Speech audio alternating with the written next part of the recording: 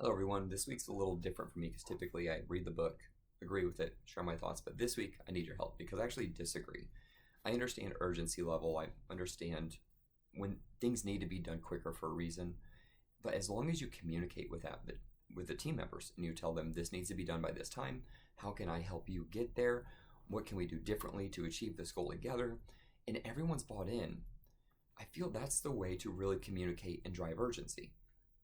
But in the book, the first example on ways to raise the urgency level is create a crisis by allowing financial loss, exposing managers to major weaknesses, allowing errors to blow up instead of being corrected at the last minute.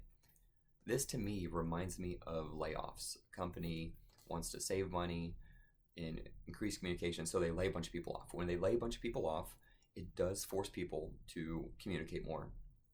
It forces them to be more efficient with their time, but it also kills the culture.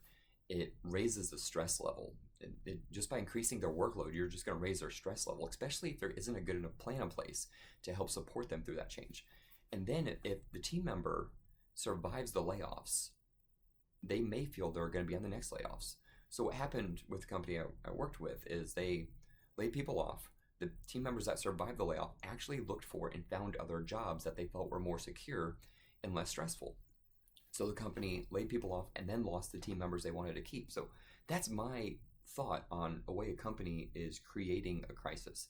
I do feel that like COVID-19 happened, that was a crisis, but that allowed companies to grow, adapt, evolve. And it was terrible, but there was some growth that could be found from that. But that's not a company creating its own crisis. That was just, a world crisis. So what examples do you guys have of maybe a crisis being created by a company for the good of the company? Because I'm kind of stuck on the layoffs and in my own personal experiences. So I'm curious if you guys have any personal experiences that might actually support number one on page 46. Thanks, everyone.